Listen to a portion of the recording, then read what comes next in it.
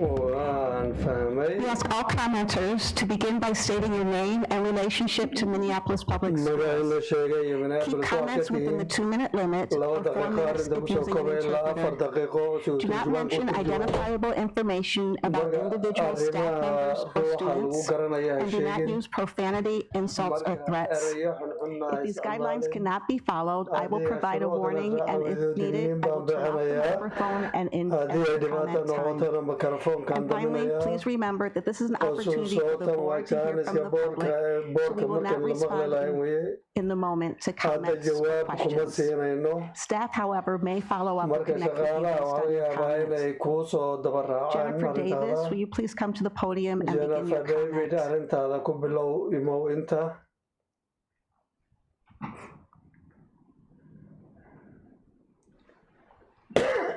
Is Jennifer Davis here? Jennifer David ma joogtaa? Is there anyone here who wishes to comment on the proposed All right. Is there anyone here who wishes to to comment on the proposed property tax levy? Arrinta property taxiga ruux ka hadli ma jiraa? Seeing no one, we will close the tax levy comment and move to the other comments. Marka arrinta waan xirnay comment kale naadayna. Will you please come to the podium and begin your comment? Podium kaymo hadalkaadana bilow.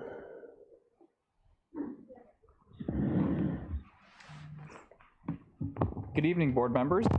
My name is Ian Buck. I'm at the Minneapolis Online School. I'm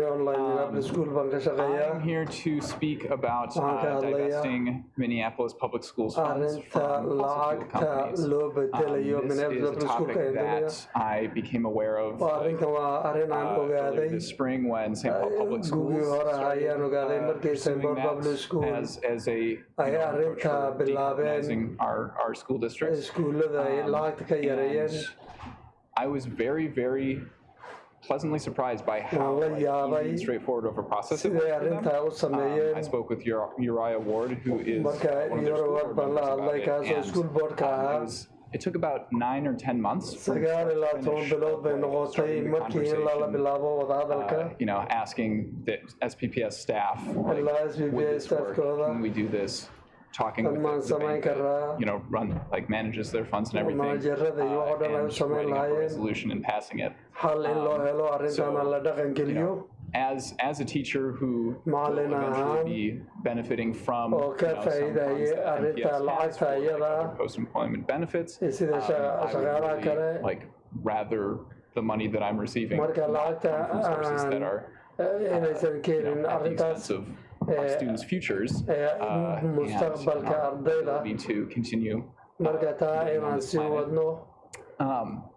and since it was such an easy process for us, like giving up their rate of return on their investments. I think this is a no-brainer, a really low-hanging fruit that we can do to do our little part. Thank you. Megan Troyer.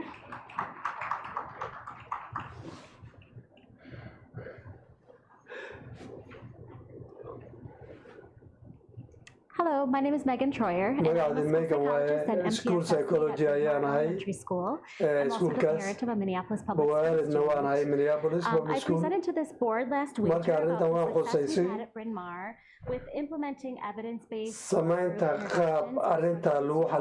TSS model. oo lagu hagaajinayo Google la soo dhaafay mid ka mid ah arrimaha faragelinay ee arrintii lacagta laga gooyay MPS awoodi waan lahayn aan tababaradii iyo wixii dhan aan ku samayn lahayn laakiin lacagtii markii la jaray ayaa arrintii saameyn ku yeelatay marka lacagtaas $1 milyan in lagu sameeyo virtual This program, which MPS programkan MPS ay raacayso waxaa waaye students away from their teachers marka inay macallimiintu ardayda ka fogaadaan 30 to 60 minutes 3 times ilaa 60 minute oo macallimiintu online ay ku barayeen are unclear. oo macallimiin aan qualificationkooda aan la aqoonin ay arrintii qabtaan Best practice. marka arrintaasi arrin fiican maaha MPS staff by funding and marka arrinta iyada MPS staff in lagu fangarayo to expand any of ama lagu kordhiyo arrinta faragelinta waxbarashada these successfully in iyo si horumar loo sameeyo meelo kala duwan oo dhanka waxbarashada ah reading partners, press, groves, to name a few. Instead, this board would give marka halkii ahaan lahayd $2 milyan in la gooyo to private agencies. in private agencies online lagu maalgeliyo Contract awarding needs marka arrinta contractiga laba agency 1.5 million alone. mid kasta in la siiyo I urge the board marka boorka waxaan diidayaa contractiga inay joojiyaan support for our students moving forward. ardaydeenu si hore u socdaan waad mahadsantihiin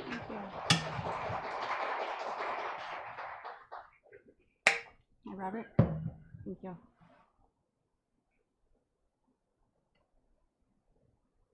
Hello, my name is Robert Zabrowski. robert baan ahay Hall Elementary. macallinkaasaan ahay The Minneapolis Police Department made Minneapolis waxay sameeyeen consistently use racist misogyny. inay si dhaqan xun ummadda kula dhaqmaan MPD uses covert social media marka MPD oo covid social media oo dadka madow ah safety objectives. oo arrinta safetyga bulshada ka hadasha Efficient training and MPD waxay sameeyaa tababaro iyo waxyaabo kale oo kala sarreynta lagu joojinayo accountable because of ineffective badiyaa accountable looma aha baahiyo saameynta aan lahayn awgeed These findings are just some highlights from the marka arrintan waxaan doonayaa arrimo muhiima oo soo kooban inaan ka hadlo department. It's hard for me to even imagine Minneapolis marka public schools Minneapolis Public School haddii la fiiriyo in organizationka levels, but I guess in high school level ay ka mid noqdaan so. I have some questions about the after. su-aal baan doonayaa inaan idin weydiiyo arrinta Why are the only schools chosen for the police marka arrinta iskuulka boarding schoolka maxaa booliis loogu doorbiday communities most directly affected by the racist marka bulshada saameynta ay ku yeelatay arrinta kala sarreyta with any partnerships with MPD when the marka MPS maxay partners ula tahay MBA department marka arrinta just conclusions at the state level oo arrintaas oo heer state changed inside the MPD since marka ceebta arrinta dhexta MBA maxay tahay what evidence do y'all have? xaqiiqdaad haysaan maxay tahay isbedelkan This question is probably the most important for me. tan waa ta igu muhiimsan MPS have the time and energy to develop ma MPS maxay haysaa tam iyo energy schoolka iyo kuwaas workers. inay la maalgalayaan social worker special education iyo dhammaan Pay our ESPs a living SBA-na waad baygarin laadihiin no cops in schools. cabs ma joogaan lama rabo iskuulka Karen Mallard. waad mahadsantihiin dhammaantiin Karen Mallard. Julia Pringle.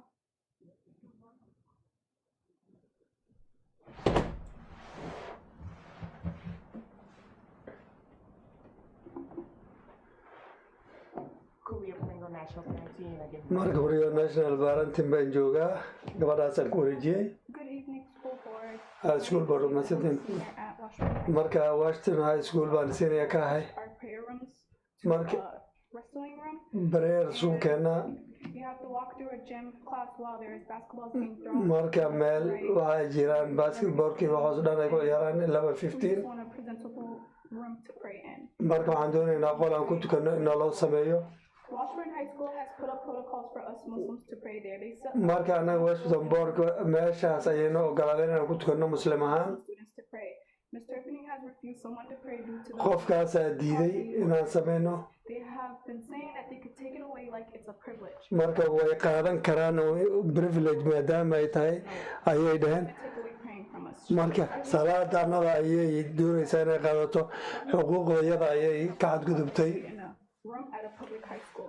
Praying isn't a privilege, it's a human right. bareen ma aha waxa layska siinayo waa arrin xuquuqa oon leenahay What happened to freedom of religion? marka maxaa ku dhacaya freedomka diinta Cannot pray.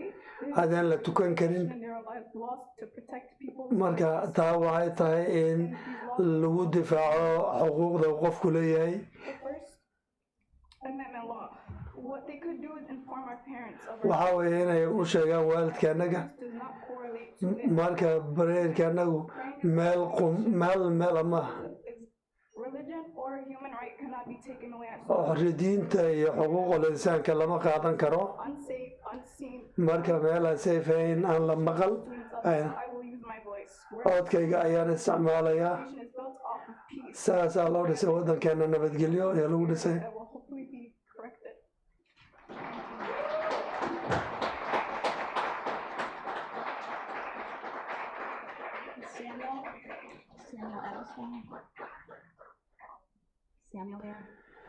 Samuel Kelly Bear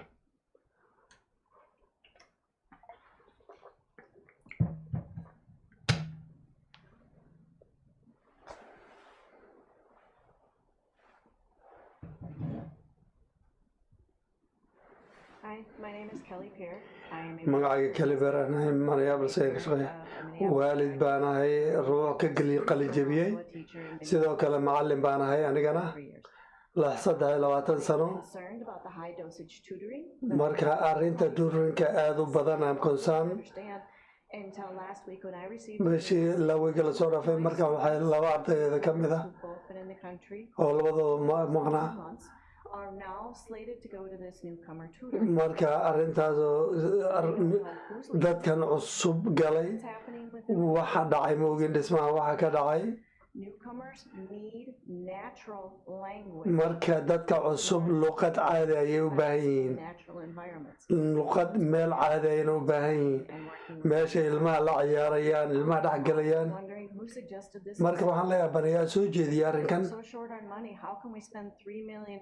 marka haddii aan $3 milyan taan ugu qarash ilmo 6 sano ka yar Can't set them in front marka sidaa ma samayn karro ilmaha intaa la eg interacting anymore. inaan dhex gallo Hour a day. hal saac ka badan aan lala wahan karin Parents aren't supposed to be on the computer. How would they do this? marka ilmahan kombiyuutarka say maanta dhan u taagan yihiin Thing is e-learning days. e-learning day Need to work when kindergartners are not supposed to marka be ciyaalku markay kindigan ay kombiyuutarna joogaan ay ahayn or anything else. marka lagsiya iyo mid kale aan ahayn My students are lucky enough that most of their caruurteedu waa aad bay nasiib u leeyihiin iyo waalidkooda inay ka shaqeynay arrintu sidaa ma aha district, and that has to be marka arrinta iyada e-learning days versus snow waa days. in aan u ekayno maalinta barafkaan inaan ka qaadno waxbarashada kombiyuutarka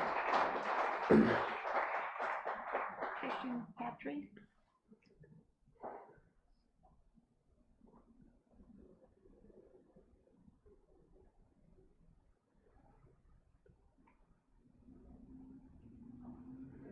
Good evening. habeen wanaagsan Kristen Crabtree. kristan baan ahay And I'm here as a parent and waalid ahaan as well as a victim survivor of marka violence, including arrin dhibaat harassment by MPD, MPD dadka ay dhibaateeyeenna waan ka mid ahay a system that was initially created to marka taasoo loogu talagalay inay nasaafgareeyaan care for one another. marka arrintaasi waa mid Amir Locke, Winston Smith, Linnell Fraser, Dalal Eid, those lives mattered. The MPD MPD waxaa waaye program for arrin bilow ah ardayda dugsiga sare inay ahaadaan children. Two sisters came forward and marka laba ayaa soo baxay oo 18 oo arrinta wasmada iyo kala sarreynta ka hadlay threats from MPD and zero accountability. iyo wax loo qabsadayna ma jiro dadka iyaga ah And the Department of Human Rights marka arrinta hay'adda xuquuqda insaanka not have its house in order. marka arrintaasi arrin dhibaatadeeda la weeyaan Of these programs into our marka arrinta iskuulkeena inay ka mid tahay oo ka mid tahay iskuullada marka dambe and it ensures perpetuation of marka inay joojiyaan si aan dhammays lahayn I suggest that MPS waxaan soo jeedinayaa MBA dhammaantood by this choice, inay arrintaa joojiyaan as well as the experts in violence prevention and marka arrintaasna dad khibrad u leh oo arrintaas ka hortaga in la sameeyo arrinta ilmaha iyo wixii la mid ah decision to prioritize. marka in go-aan la sameeyo mudnaanta in la sameeyo iyo communitiga Are we prioritizing victims? ma mudnaanta maan siinaynaa dadka survivorka ah Are we addressing harm or prevention? marka dhibaatada aan isdhammayska lahayn ma siinaynaa intaa caruurteenna aysan gaarin oo violence aysan noqonin Schools is not constructive. marka arrintaasi booliiska iskuulka muhim ma aha They directly contribute to it. dhibaato bay keenaan waad mahadsantihiin Katie Campa? Is Katie here? Gary Marvin Davidson?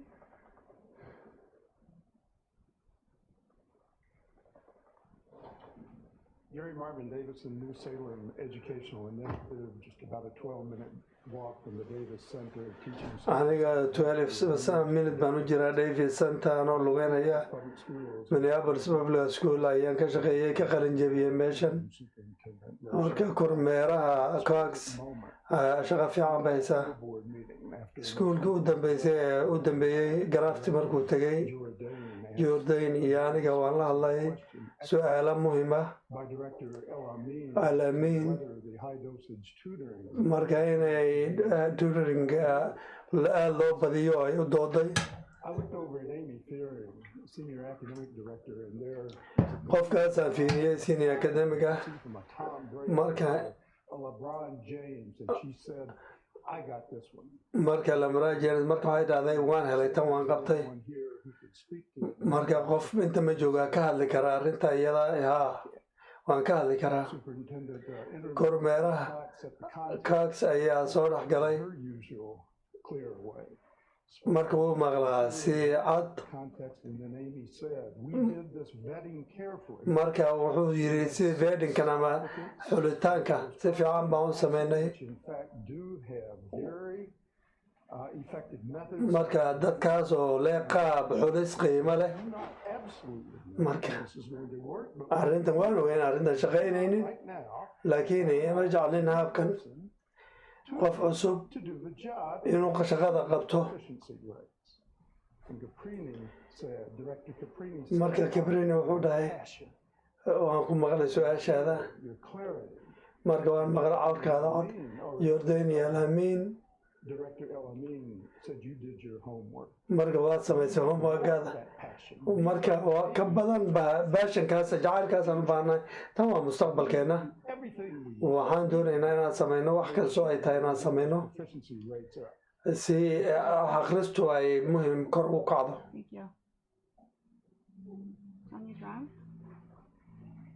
Tonya has asked that her time is given to an MPS parent.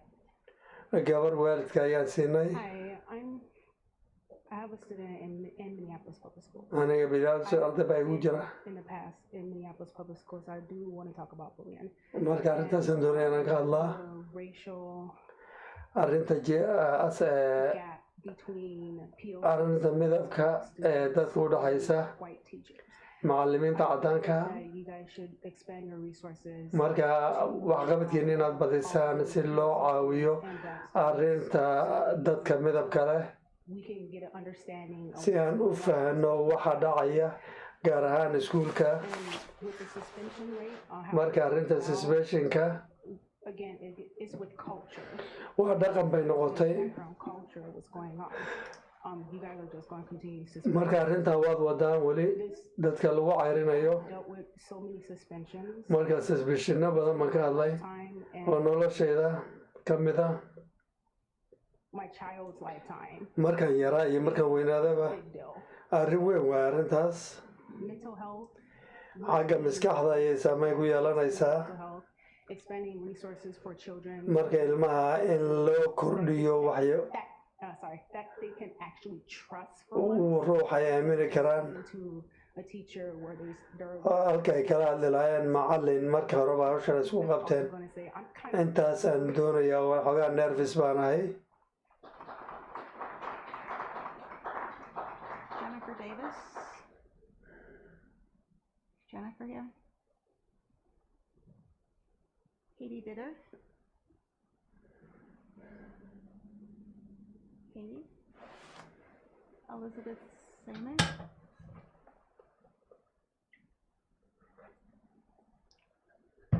Brianna Harder?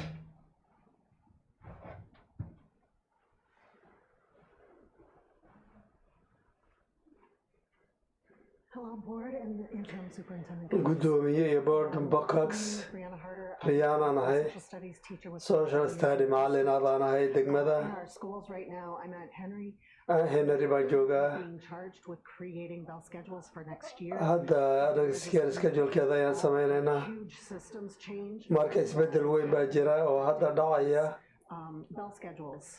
We don't have the information we need. akhbaaraadkan u baahannahay ma hayno hadda. As an example, you're going to be tusaale ahaan the bell schedules according to tonight's agenda. marka ujeedada caawa markii laga hadlayo To those conversations. marka arrinta And so a lot of the conversation. waxa hadalkan ka mid ah way ka yar baxsan tahay The school board. boardka iskuulkiisa About this weekend. ee ka hadlayna weekend The only information that. akhbaarka kaliya aan u baahnay kali About our budget. budgetka akhbaaraadkiisa waan laanahay sidoo kale ma hayno Period day and 8/2 block.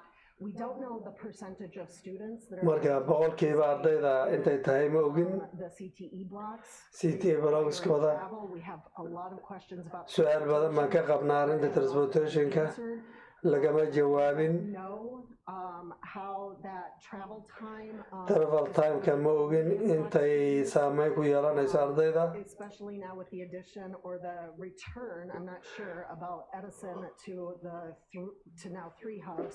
marka Edison ilaa 3 hubs gaar ahaan marka laga hadlayo Offerings at the home. marka home school connector waa samayn karaa This is a huge question about. marka su-aal weyn waaye waxa macnaheedu ay tahay For equity, particularly for our English. sinaanta gaar ahaan ilmaha ingiriiska hadda baranaya ilmaha So special much more to say.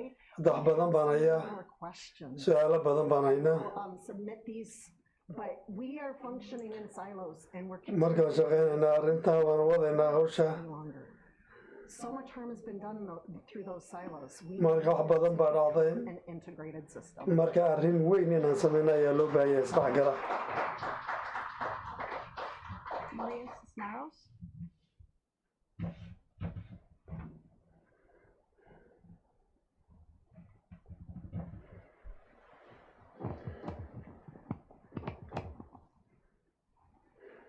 Buenas tardes, superintendente, asociados y miembros de la mesa directiva.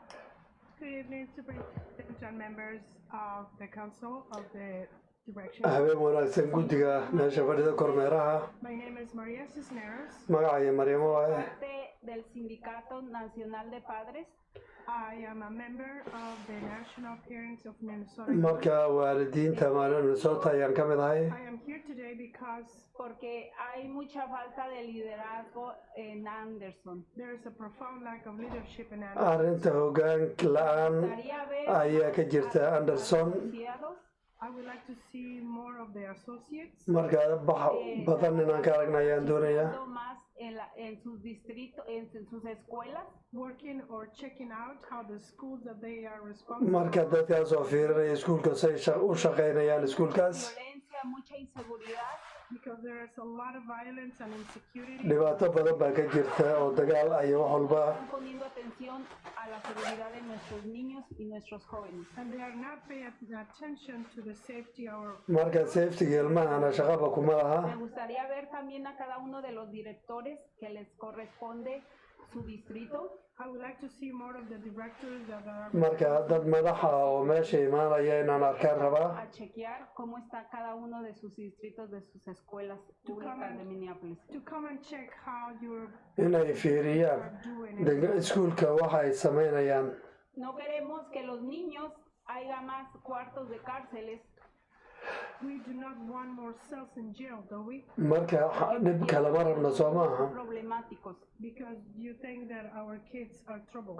ilmaheena waa dhiblow waad aaminsan tihiin Que están pidiendo a gritos nuestros niños de color por la falta de que no están poniendo atención aquí en la mesa directiva. But you're not paying attention. laakiin waxaan leenahay ma dhegaysanaysaan Color are indicating to you. dadka midabka iyaga leh waxaan ka hadlayno ma dhegaysanaysaan Le doy gracias a la directora Cerrillo, que es la única que he visto trabajar. I would like to express my gratitude to Director Cerrillo. marka sawiyo ayaan doonayaa inaan I see doing her job. waa qofka keliya shaqadiisa qabanaya Y en otros distritos que no le corresponden. And even in some districts that do not precisely belong to her.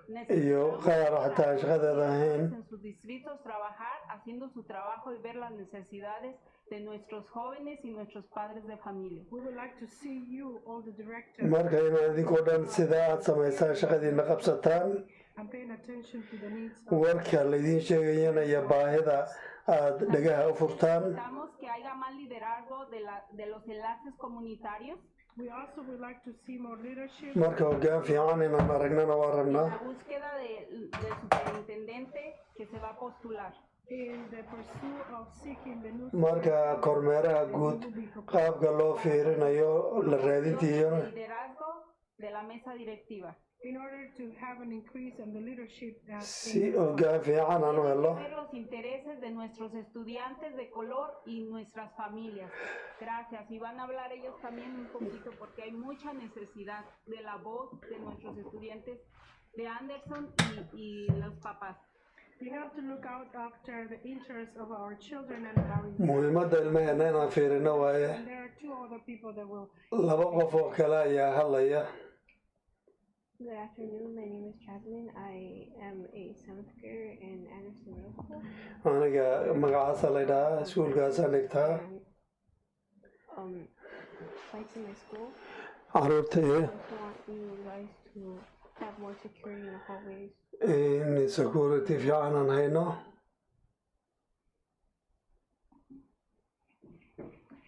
Buenas tardes. Soy mamá de Yasmín y estoy aquí por ella. Good afternoon. My name is Margarita. I am the mother of Yasmin, and I'm here to support her. aniga Yasmin hooyadeed baan ahay inaan taageero ayaan u imid inta. She's going through a situation of harassment. arrin xun baa dhibaato ayay aadaysaa. En la escuela, más atención en todo el distrito porque no solo ella está en esta situación. I need more support. taageero badan baan u baahannahay. in la dhegaystaan u baahanahay. This is not the only student that is going through this type of situation. dhibaatadan keligeed ma qabto. Necesito que mi hija esté tranquila, que se sienta segura en la escuela porque va a la escuela para estudiar, no para estar asustada. Ella está asustada y es lo que no quiero. I need more security, more help. marka caawin badan baan u baahannahay gabadhayda. gabadhaydu waa inay nabadgelyo dareentaa. iskuulka waxbarashay u aadaa laakiin meel cabsi ay ka soo barato inay ahaato ma rabo.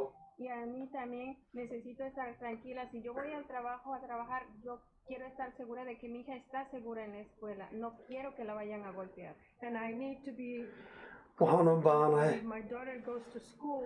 She is learning not. in ay waxbaranayso inay cabsato maaha. Ella necesita seguridad.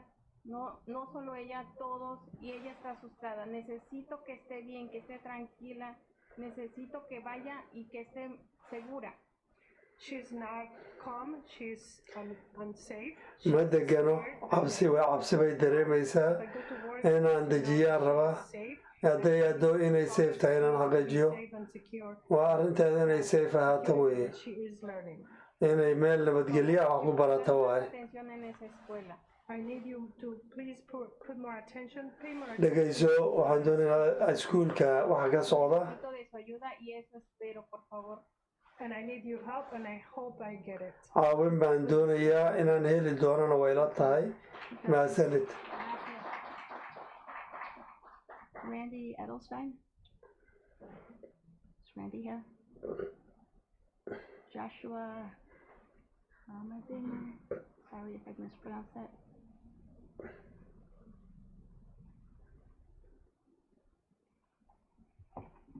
Hello. My name is Joshua Hermerding, and I am a special education assistant at. Joshua aniga waxbarashada ayaan qaabilsanahay iskuulkaas. Before describing what my job entails. intaanan sheegin arrintayda marka qualificationkeeda ayaan doonay 10 sano ayaan macallin ahaa. elementary ilaa secondary iyo college level intaba. aniga macallin la certification watanahay. public school aan macallin ahaana ESB sababta kormeera ku xigeen social worker iyo shaqaale meesha. ardayda waji baan ula shaqeeyay mid marka sidii waxbarashada loo baran lahaa ayaan sameeyey. marka macallimiinta in ay aan ogolaaday inay ka qayb qaataan musqusha aadaan fadhiyaan istaagaan iyo inay maqlaan dhegeysiga inaan indhaha ka fiirino. marka qaab quman oo istaraatiijiya inaan siiyo faragelin waxbarashada wadahadalka waxaas la mid haddii aad weydiiso macallin muxuu yahay eat. macallinkaygu cuno Educational goals are currently. marka waxbarashadeeda Would not be able to tell you. marka waan kuu sheegi karaa aniga Because every single day I am called upon to structure their day in a way to meet. marka maalintooda waxay qabtaan ayaan la socdaa Despite my work, shaqadii waxay inkastaysaa tahay I am important. How can I say this? marka This past spring, our union went on strike. markaan istaraagareeyay iskuulka ESPs. We won 5 extra hours to support collaboration. marka 5 saacadood oo dheeraada ayaan ku guuleysanay By my administration. maamulkayga waxay sameeyeen masir Or forfeit our 5 hours. waa 5 saacadood 15 minutes to talk with any of the teachers every day. marka 15 daqiiqo macallin kasta lama hadli karo This is an example of systematic oppression. waa nooc cadaadis gooni ah It is disgusting. arrin xun waaye To change it as our mini waa in la bedelo arrintaa Yet you have not. Listen to us. bedelan dhegaysta Our jobs. shaqadeenna inaad maqashaan waaye Thank you.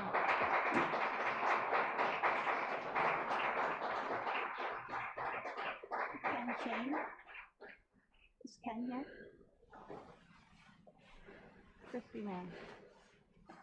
Christy Vane. Sorry.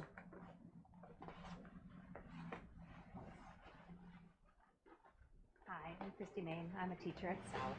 macallin baan ahay And I'd like to invite you today, waxaan doonay inaad ku soo jeediyo maanta school or members, to learn more about the iskuulka library-ga inaan idinka bar arrintaa Minneapolis has a robust library marka Minneapolis arrin weyn oo library-yan bay qabtaa librarians started. markaas ilaa 20 library ku bilowday Those cuts have had a direct impact marka arrinta la gooyay arrintaas saameyn toos ayay ugu yeelatay on the school board. ee guddiga iskuulka Teach standards that are necessary to meet Minneapolis goals. arrintaas oo muhiim Minneapolis Librarians at each of our sites meel kasta oo library-yada ka mid ah in literacy, xagga waxbarashada iyo waxbarashada la midka literacy, information literacy, akhbaaraadka citizenship, citizenshipka iyo waxyaabo badan oo kale library standards arrinta standardka library-ga prepared to meet the college. arrinteenu inay u diyaarino inay college level la noqdaan As a result, our students struggle more academically ardaydeenu inay waxbarasho badan helaan arrintaas than other states. Our students will also struggle more in the workforce. marka arrinta workforce-kana dhibaato ka noqonaysaa Librarians because of sustainability goals. marka arrinta deganaanshaha goolka ayaa arrintaa la qusaysaa Dollars of your assets. taa milyanno dooro oo asset ka mid ah markuu library-ga arrintaa uu xaliyo buugta iyo tiknolojiyada Minneapolis saves money Minneapolis si lacag baa u safgaroobi and support predictable staffing. marka waxaan doonayaa arrinta ay la tahay shaqaalaha la xiriirta Review the staffing recommendations. in shaqaalaha la interview gareeyo iyo soo jeedintooda Tie-out recommendations of iyo 22-23-ga waxaan doonaya inaad nala xiriirtaan si aad u barataan qaabka shuruucda librarianka and to learn more about iyo inay bartaan waxay sameynayaan iskuulka si aan ugu taageero waxa looga baahan yahay mahadsanidin I see that a lot of people didn't speak. Is it okay if I speak about another incident? You could have signed up for this. Yeah. No, I was just. Is it just the one or both of these? Yes. We get 2 minutes. Thank you. On November 18th, I got hate crime threats. Someone told me that they're gonna rip off my hijab. And, marka November 18 nacay baan dareemay qof ay xijaabkayga waa la tuuray they tried to hush me and my friend that got threatened by the girl, and the girl was left at school. And marka gabadha kale iskuulka way ka tagtay ensuring my safety. safety-gayga ma ay fiirinaynin I can go hide in a room if I feel unsafe. marka qolka ku dhuumayay dheen haddaan safe dareemaynin Not give her any consequences, and I was told that the resolution that you are looking for is not the resolution that you're gonna get. halkaad raadinayso ma xalaad helayso Video proof of this going on. ma video proof baan hayaa arrintaa iskuulka ka socota Thank you. Okay. What staff member wants to speak with you? Still out in the lobby. Okay. ruux baa kula hadli doona. All right. Anybody whose name I called may have walked in late. Karen, Samuel, Christian, Katie, Jennifer. Nobody. All right. I want to thank everyone again for taking the time. qof kasta ayaan u mahadcelinayaa sidaad waqtiga uga qayb qaadateen. We will now take a 10-minute recess. 10 daqiiqo nasiyaan qaadanaynaa. 7:42. 7:42 baan isku soo noqonaynaa. 42. Thank you.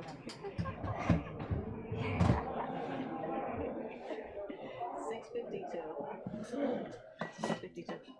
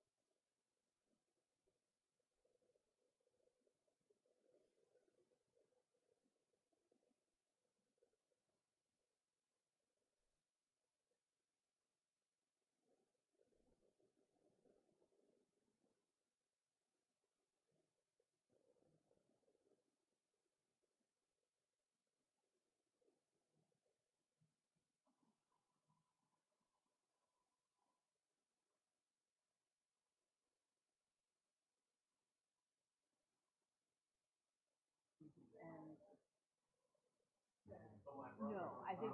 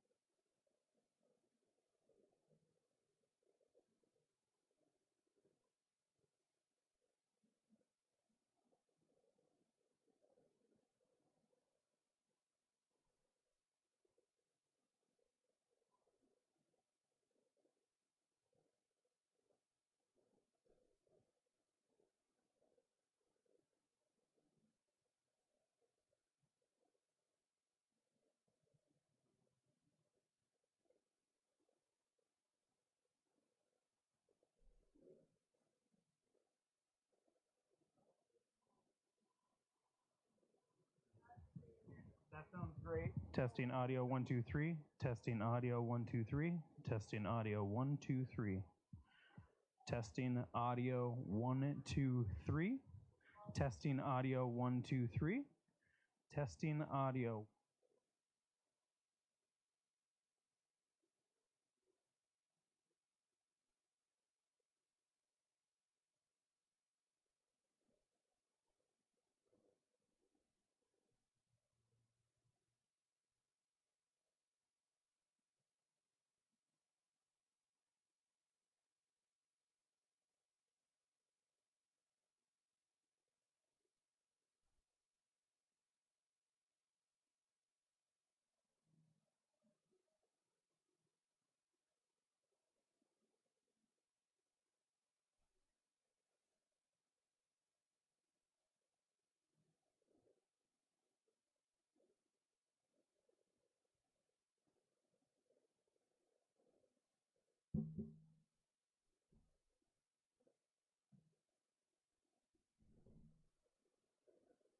Testing audio 1 2 3. Correct. Testing audio 1 2 3. Testing audio 1 2 3.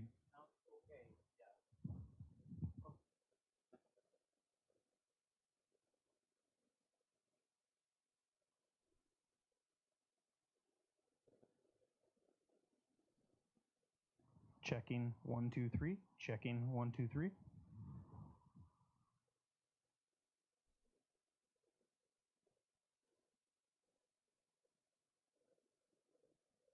One second. Check 1 2. Check 1 2. Check 1 2. Check 1 2.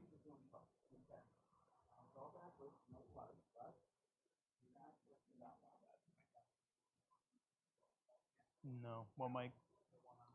Oh, here you go. Let's see if Julie, you get Julie on the call.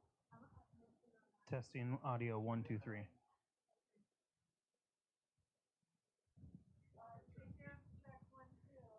Julie, can you try to speak into the meeting? Sounds good.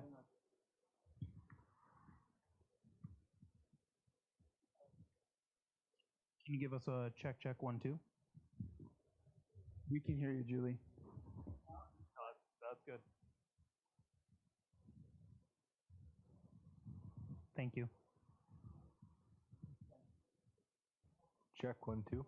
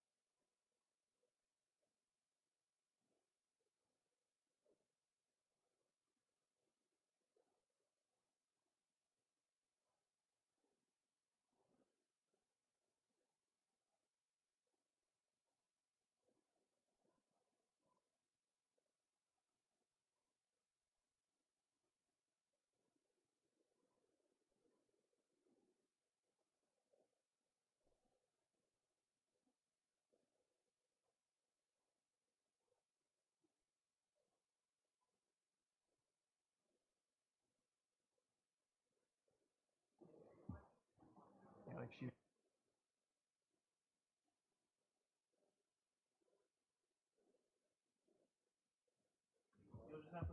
Testing.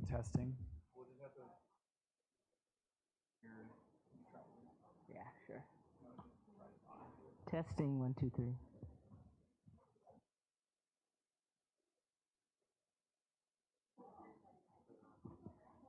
The lights. No, but it's working. Like we just So you'll just have to monitor it. Sorry. Everything is tuned.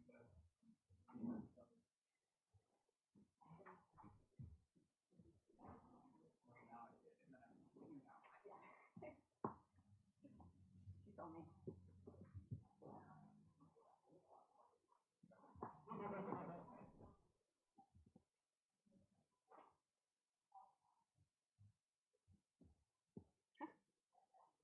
$7.52, $7.50, $6.52.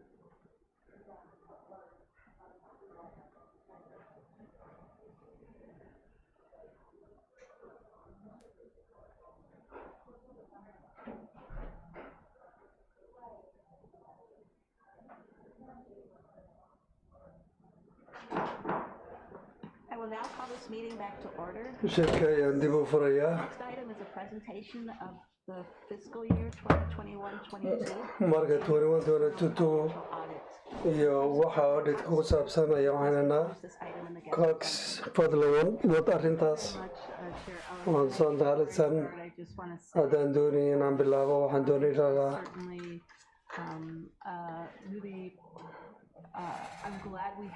marka waan ku faraxsanahay inaan haysano si weji dadka soo jeedintooda shaqaalaha macallimiinta marka arrintan high-dose student programka macallinka halkan joogay kindergarten ay ka qayb qaataan maaha marka arrintaas high-dose program inaysan kuwayna xaqiijiyeen marka arrintaas waa dhacay wakax shaqaalaha qoysaska iyo ka hadlay sidoo kale waan madaclinayaa marka arrinta sida dhabta u hadlay inaan xal u helo marka annaga waxaa weye degmada iyo dhammaan iyo dowladda hay-adaha dowladda inaan si faahfaahsan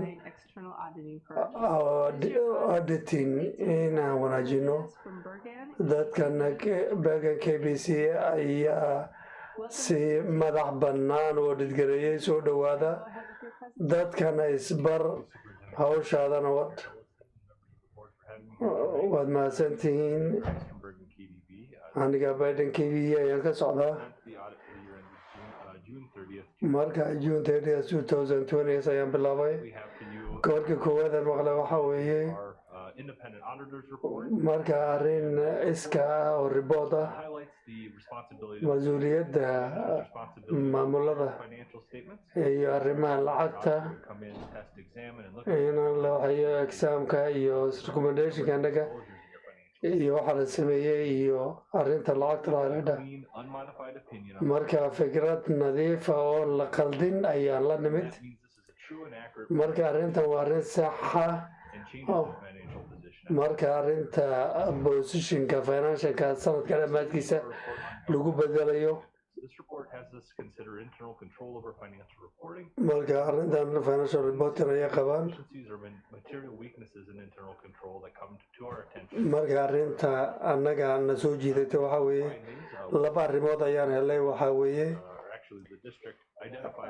degmada oo loo xodiyay hata qaabka adjustmentiga si lagu saxo lacagta soo hartay laakiin net waxba iskama bedelin lacagta arrin kaloo muhiim ah waxa waaye arrin segregation la-aan oo ka dhacday marka arrintaas marka waan ku faraxsan arrintan aan sameynay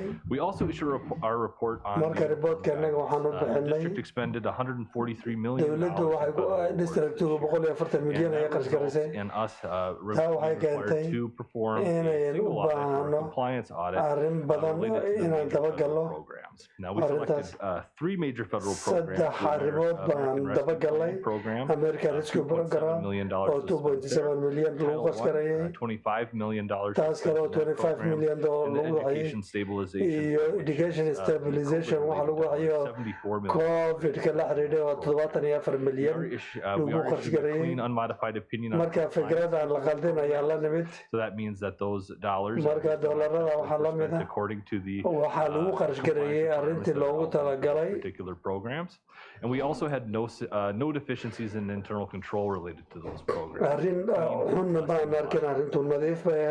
Last, we issue our report on Minnesota. The auditor has legal compliance guides that report on if we become aware of any non-compliance with those findings to report. The other report that we issue here is our communications letter. The required communication that we're and also highlights some financial analysis and also some trend data. And we want to begin by taking a look at that budget to actual results. Approved a budget of $653.9 million. Expenditures $655.5 million. $655 million to spend down by $1.6 million per year.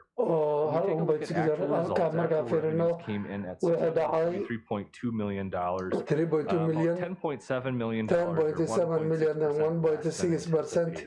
There was state sources of revenue. And also that generated about $6.8 million of the variance there. And there was also that was budgeted at about $3 million.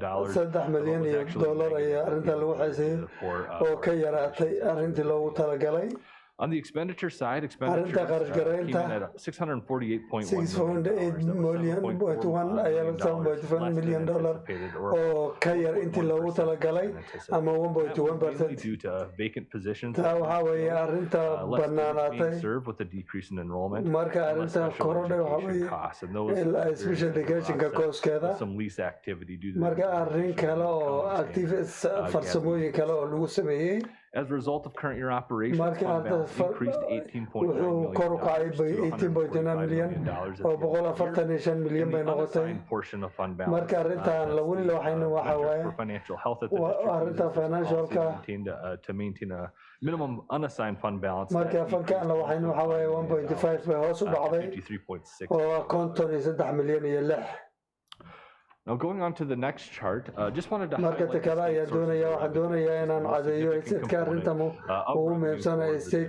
and about 2/3 of that comes in the form of general education aid is based on a formula, and that formula starts with allowance. That accounted for $6,728 Next, we'll take a look at average daily membership. And these are the students that decreased to $47,600, 2.5%. The next slide shows the calculation or the advance in one more slide. hal mid oo kale u soco And the first part of the chart shows the weighting that is applied marka towards taa waxay sugaysaa the resident sugitaanka ADM, and arrinta residentska that amka accounts for taa waxaa loo these weighting tiriyaa factors, and you get a 20% premium for secondary boqolkiiba schools. 20 premiumka But secondary also to schoolka calculate the pupil unit numbers, we have to take marka into account people open unit enrollment. column ayaa loo xisaabiyaa sidoo kale With resident ADM, we did see a decrease in marka resident taa waxaan ADM, aragnay hoos u dhac arrintaa ku yimid 1,184. 1184 And then we also account for students leaving the marka district for ardayda ka educational tegaya ardayda opportunities, ayaan and tirinay also, students from other districts marka coming in. degmooyinka kale aadaya And the pupil unit gain decreased from 1,871 down to dadkana 1800 bay hoos u the pupil dhacday unit loss increased from marka kuwa 20,000 to 25 to 21 bay and that noqotay resulted in a net decrease in pupil marka units waa arrinta guud ee hoos u dhacday 84,139 ayay noqotay That was a decrease of 7.3%. marka 7.3% ayay hoos u dhacday We have presented here in the 5 years. on 5 cents aan soo gelinay The next slide shows, and this is just another graphic of that, just showing the 5-year trend, showing that decrease in enrollment. The next slide here shows general fund sources of revenue. marka lacagaha meesha ka yimaadeen bay tusaysaa Increased 6.5%. 6.5 ayay kor ilaa 48 milyan As we saw, state sources is the largest component of that. marka arrinta waxaa weeye Enrollment, we saw a decrease in that enrollmentiga hoos u category of about dhacday $16 million. ilaa 16 milyan oo dollar Taxes decreased $3 million. $3 million And that was baa soo offset by dhacday other sources, which marka increased taa waxaa $58 geliyey million. qaybo kale oo Majority 3 of milyan that is federal sources of revenue. badiyaa waa lacagta federaalka ayay badiyaa ka imaatay Pandemic-related relief that was provided for the districts, so that is marka arrintaa waxay that's why la you're siiyey seeing dowladda that at the highest point. waa in the meesha 5 ugu years. sarreysa 5 sane lasoo dhaafay Next, we'll take a look at general fund sources of revenue. marka lacagaha kale ee la soo ururiyay ay Going one tilmaamaysaa more slide, we'll take hal mar oo kale hore u soco budget to actual results. And again here, seeing revenues coming in marka lacagaha soo galaya waxa weeye iyo waxa la rajeynayo about 1.5%, and boqolkiiba bar hal iyo bar boqolkiiba ayaa less enrollment than it. hoos u dhacday markii enrollmentiga la dhaho The next chart shows the makeup of general fund expenditures and the marka tan waxay sheegaysaa buuqa lacagaha meelaha lagu bixiyo expenditures in total. lacagta lagu bixiyo waxa weeye $585,648,000 and the allocation by program. marka waxaan loo hayay programyada 2021 to 2021 iyo 22 Going on to the next slide, we also show expenditures. marka qarashaadka baxay ee sheegayna iyo budgetka siday ku dhamaatay General fund expenditures for lacagaha khasaar waa 7.4 million 1.1% ilaa 1.1% markii loo fiiriyo sanadkii hore but that was offset by lease activity. laakiin taas waxay ka imaatay waxa ugu yaray activity-ga iyo qaabka kale ee loo sameeyey And if you were to factor that out, the general fund was under budget by haddaad fiiriso budgetka guud waa underfund buu ahaa relating to vacant positions, district support and degmada administration taageeradeeda because of budgeting for certain grant programs in that area that were ultimately spent in other areas. marka arrimo kale ayaa lagu qarash gareeyey meesha iyada $1 million related to lease activity. $15 milyan oo activity kale lagu sameeyey $2 million 3.2 milyan oo dhankan kale lagu sameeyey related to collective bargaining oo agreements. lagu sameeyey heshiisyo lagu wada xaajooday ilaa $5.7 milyan ayaa ku baxday cost anticipated. The next chart shows revenues per ADM served. marka canshuuraha ADM-ka ayay We also tilmaamaysaa provided the state waxaan kaloo bixinay state average-ka ADM served, and with the increase in revenue, marka canshuurta korortay enrollment that we're seeing, iyo decrease-ka aan aragnay 22 increase 22,189 $22,189 to $46,82 to the general fund, marka fanka guud ahaan service fund and community service iyo fund. community service-ka iyo dhammaantood Increases this year with wuu increased kor u kacay activity. howla shaqaad kor u kacay Happening in the prior year and the related oo impact. loo fiiriyo sanadkii hore lasoo dhaafay Going on to the next slide, we also wanted to share marka dhanka kale ayaan doonayaa inaan la wadaago we saw expenditures qarashaadka increase this year. marka sanadka wuu kor buu u kacay Running enrollment, we're seeing increases marka enrollmentigana kor bay u kacday served, increasing from 24,690 to 29,050 waxayna noqotay 29,000 across the state as well, with the addition. marka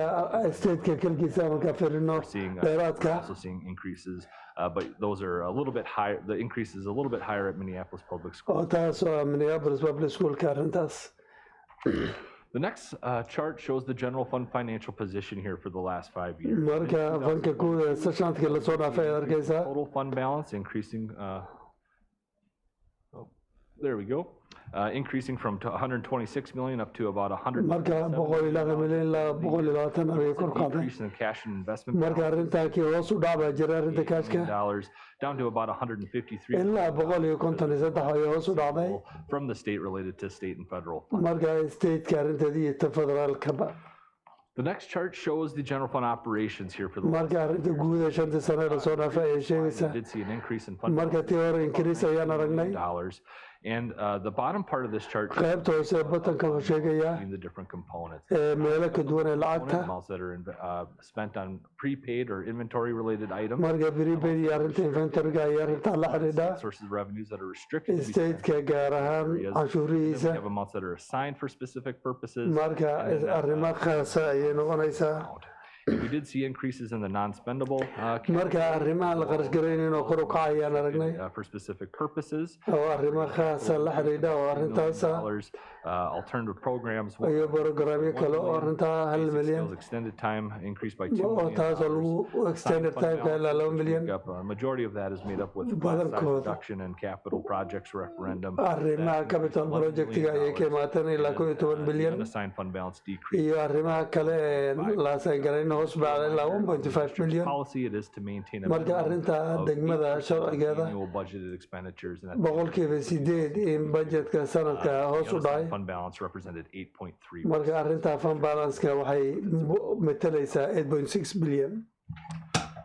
The next chart, I also wanted to highlight the 2 special revenue funds here. First, the food service fund. arrinta food service fund was fairly consistent with 2021. marka 21 ayay la mid tahay There were better reimbursements rates for marka dibadbixintii way fiicnayd and related decrease in meals served. marka cuntada yaraanta ilmaha cuntadeeda ayay 2 million to ilaa 2.2 milyan ilaa 25 milyan operations were back in person and marka operationka dib ayay ku soo noqotay marka increase in costs there. marka kor u kaca qarashka saas u ahaa deficit for the year of about $4 million.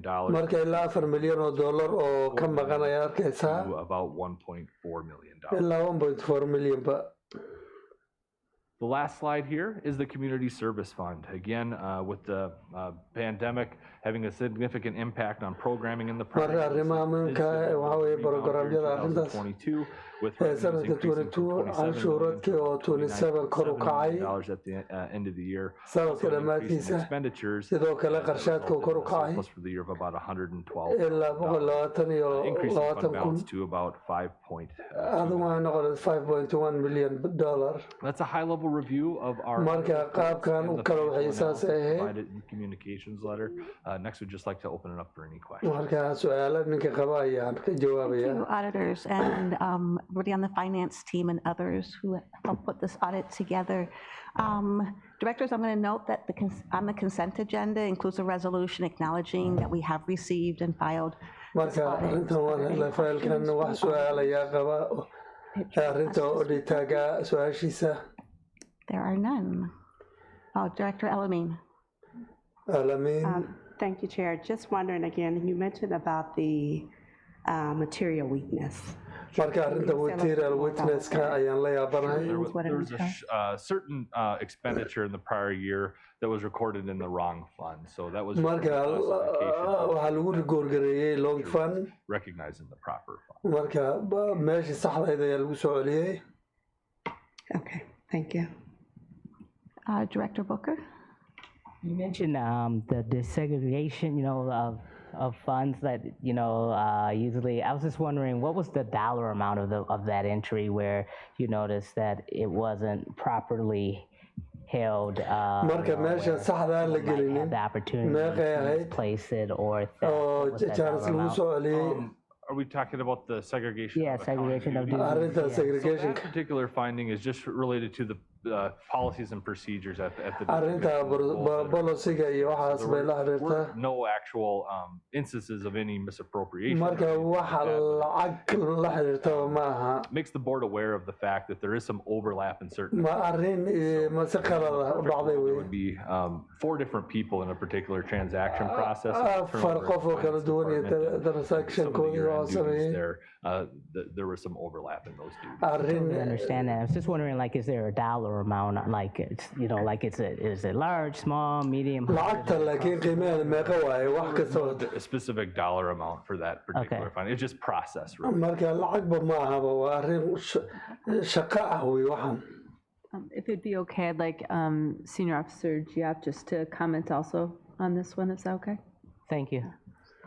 Thank you, Superintendent, and members of the board and the public here present in boorka iyo waad mahadsantihiin meeting from home. This is a finding that if we go back, we would see it. marka lacag haddii dib u noqoto aad arkaysid Internal control, so we've had that finding for many years now. marka waan haynay sanadyo badan Been operating with a very thin staff level. marka shaqaale aad u yar baan arrintan ku samaynay Reductions that we've done, we've been reducing. waan yaraynaynay And when we do, markaan things samayno happen. For instance, if we have 2 people, haddaan laba qof haysano people in accounts payable, if one is sick, hadduu there mid is only jirrado one left. And if we hal have mid u issue baaharay of payment, that person waxaan would be the haysanaa one processing the transaction. oo transactionka sameynaya iyo jeegaga bixinaysid Good practice. So these are the things that we're having. So we're marka working waxaan haysanay with tan the ahayd finance office, both in accounting and payroll laba qof baa midna accounting iyo payrollkii wax dhan isku qabanayay and we've been in this position for just too many years. sanadooyin badan baan positionkan haynay Thank you. Director Caprini? Thank you for the clarification. mahadsanid Thank you. Thank you for, oh, do I need to turn It that? won't come on. The light won't come on. Technical difficulties. Yes. Thank you. It has been a pleasure to have very few findings. inaad arrintan noo Years ago, we sheegteen used to have up to 18 findings. ilaa And 18 it's my opinion that there were departments that were pretty heavy marka departmentu aad u xoog badnayd supports in terms of people in positions. marka dadka meesha jooga Thank you for the explanation waad about mahadsantahay si aad noogu sharaxday duties. That's arrinta to show la kala qaybinaya mas-uuliyadda to make big cuts. marka dadku markay weydiiyaan big cut These are the outcomes that you receive. arrintan ayaa ka soo baxaysa There are areas in payroll where we had people come forward and talk about dad inay imaadaan oo lama siinin ay dhahaan this is another really important example. tan waa tusaale kale I say all of that to let people know going forward that we do have departments dadku waxaa weeye inaan departmentan haysano oo u baahan employees, shaqaale shaqaale u so that baahan people can actually get paid oo dadku inay and so that helaan shaqo we lacag don't have findings in audits. marka in auditku aysan waxba arkin Years and years of 18, 20 findings down waxaan to haysanaa 8 ilaa 20 just these two. 2 or So I 3 applaud waan idin sambaliyanayaa shaqaalaha within these shortages. shaqaalayarada rajadeyduna waxay tahay Space right now, and the folks that are listening at home. dadka haddana dhegaysanaya When you start asking for cuts at markay the Davis Center, David these are some of the Center outcomes that happen. arrintaas ayaa soo baxaysa We could run into a situation where there is a xaalkan oo kale ayaan heli karaa hadda dollar amount inay dhacdo ayay suurtagala mahadsanid Director Jordan? Jordan. Thank you, Chair Ellison. Yeah, just to speak to the separation of duties. marka arrinta shaqada qaybinteeda Since I got here on the board, marka ilaa boardkan intaan imaaday understaffed finance department.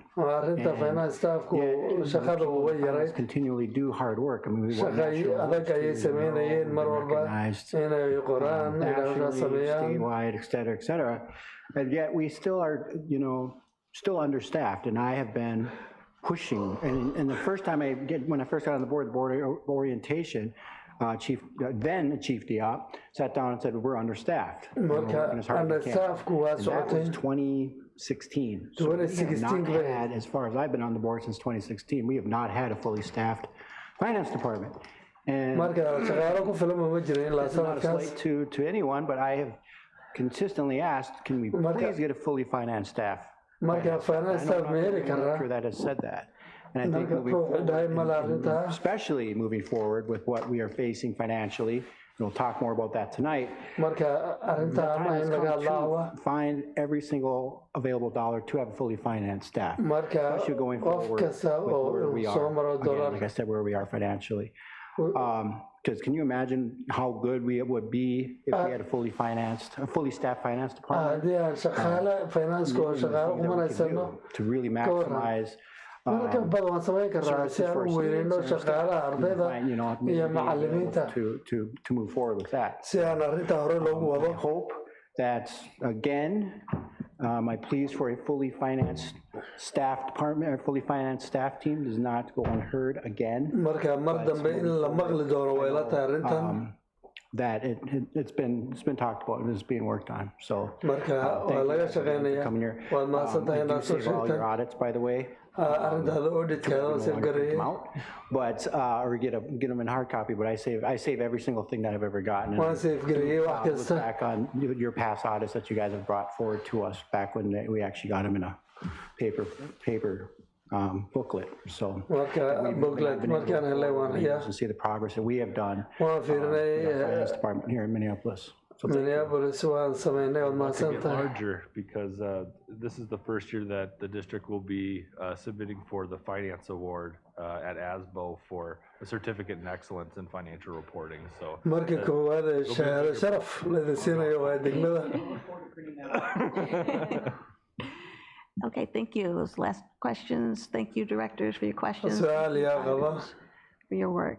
thank you. Thank you. Our next item is a brief update on the current year budget and an overview of the proposed tax levy, which is a requirement of the levy process. Finance Marka- team, please go ahead with the update. and marka overview. dadka finance-ka update-kana siiya sanadkan lacagta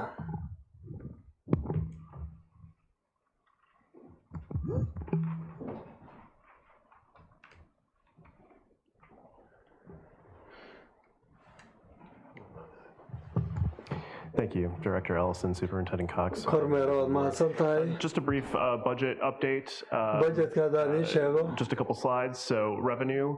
canshuuraha This year, we're looking at $11.6 million in our budget, above the original budget. marka 11 milyan markii loo This firiyo assumes kii the hore adoption of the board resolution tonight. taa sharciga boorka markii And the loo big items here are arrinta we waaweyn had a waxaa weeye reduction of 6.8 million in 6.8 the lower million oo ADM yar projected, as well as $24.5 million in ilaa investment 24 milyan and dollar that's sanadkii to hore fund the transportation oo food service, transportationka lagu and, fangaraynayo academic boosts. oo iyo waxbarashada We lagu korinayo reduced the revenue in the food service fund. because canshuurta that ayaa will, yaranayay food be service-ka subsidized out of the general fund. waa food staffka waa lagu daray lacag Expenditures, we're looking at a general fund increase in our budget, marka assuming the expenditure of budget general banka uu kor buu u kacay of $26.1 million. milyan dhibica kow $1.6 million in general operating. is marka going to be 1.6 milyan ayuu $1 for kor u kacay security oo enhancements. security-ga 20K. ilaa 220,000 Wellstone $3 million. iyo 3 milyan oo dollar Boosts. $16.5 million. ilaa 16 milyan oo dollar And the $5 million ESSER pull forward to subsidize. 5 milyan oo kalena ayagana oo dheeraad ah So we're looking at a total operating expense in our operating funds. marka waxaan fiirinaynaa totalka 20 milyan oo dollar Budget.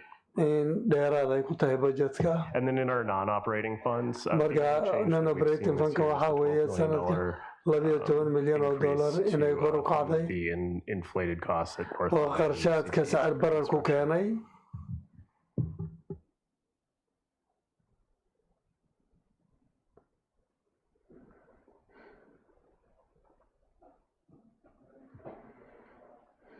Are there any questions related to that item? su-aal yaa qaba Directors, hit your request to speak button if you have any questions. Okay. Seeing none. All right. Moving into our 2023 levy overview here. Marka 22 levy Truth and taxation. The purpose of this meeting, Minneapolis Public Schools has a taxing authority. State statute requires all local governments, cities, counties, and school districts to hold public hearing prior to the certifying of their levy.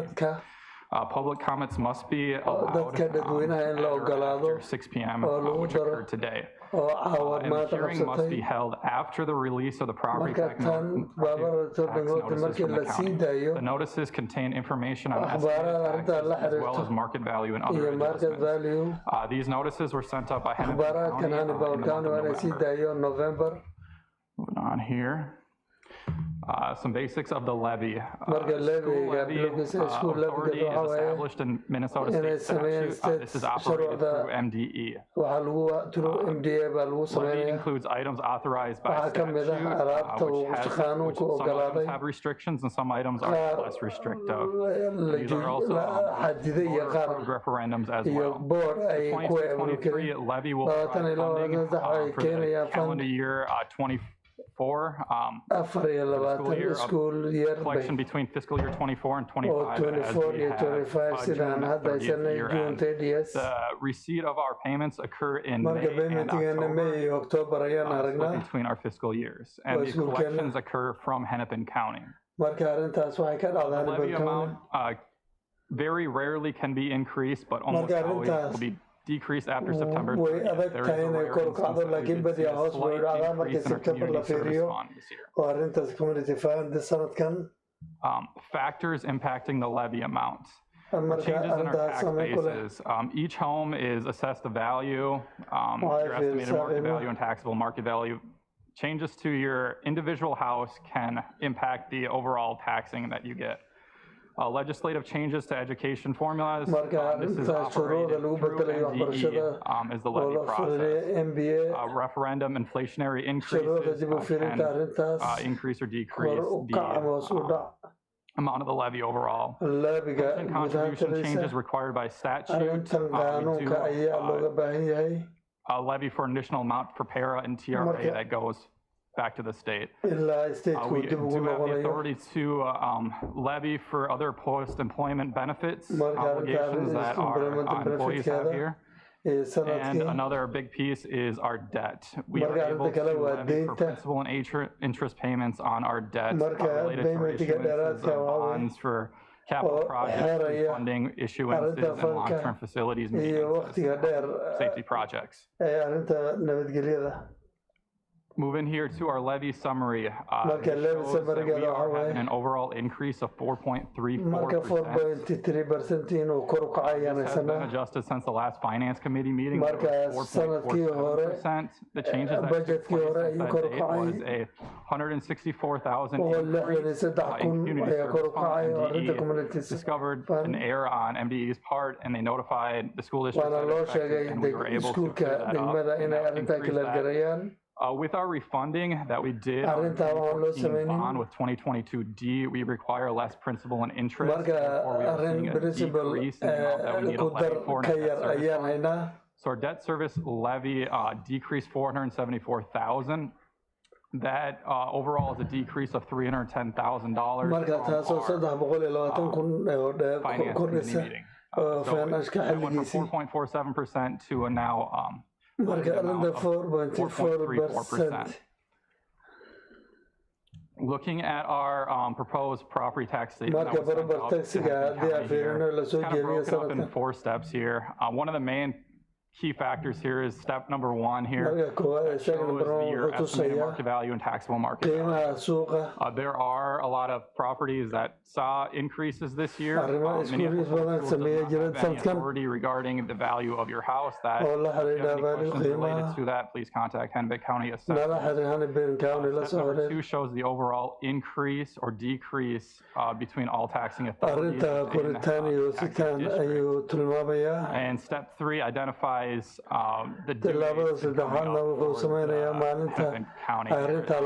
Actual statements will be presented to everyone by mail on March 2023. Payments due on May and October. And again, Minneapolis Public Schools only has authority over that. Minneapolis awoodda ay leeyihiin halka keliya.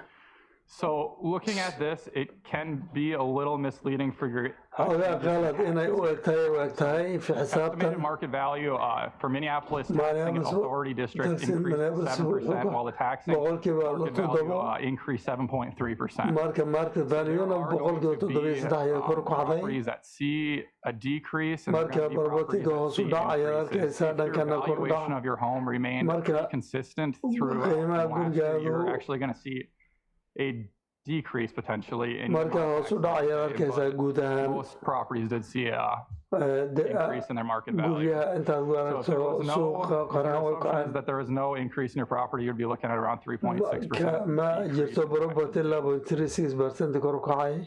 And that goes up to 3.9% when you go. Corporate side, increase. That's with the assumption that you are not an increase in your market value, which is a driving factor. Any questions related to that? Director, hit your request to speak button, please. Director Caprini. So I'm wondering if you can tell me where I could find information about where in the city are we seeing the highest increase in property tax increase? Where can I find more information about the percentage that corporations pay, and in what areas of the city are they paying the least or the highest? Corporation meesha kor u kacday meesha magaalada ay hoos u lacag yar bixiyaan. I know there are some areas that's more significant decreases. Meelo badan oo hoos u dhacay meelo kor u dhacay baa jira. So I'll narrow it to our 6 districts if that works. Okay, yeah, I can do some digging on that. Waan fiirin karaa inaan kuu sheego. Find something. Okay, I'm interested too. Okay. All right. Anigu dheedu waan jeclahay. Thank you. Any other questions? Thank you. This is one of the actions we will take later on in the meeting. Continue with our finance team. The next item, a presentation and discussion about the budget pro forma. Interim Superintendent Cox, would you please introduce this item and the team who's going to present? Thank you, Chair Ellison.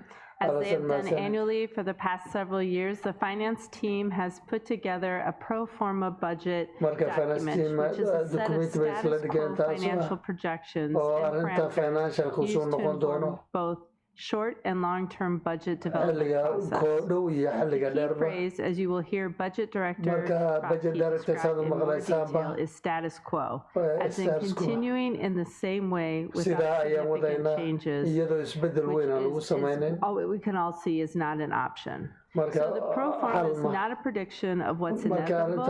It shows us that we need to change course accordingly, and that's exactly what we'll do together. I believe my role as interim superintendent is to help the next superintendent in a strong position to be able to work with the new board to make the needed changes so MPS can be what we all know it can be.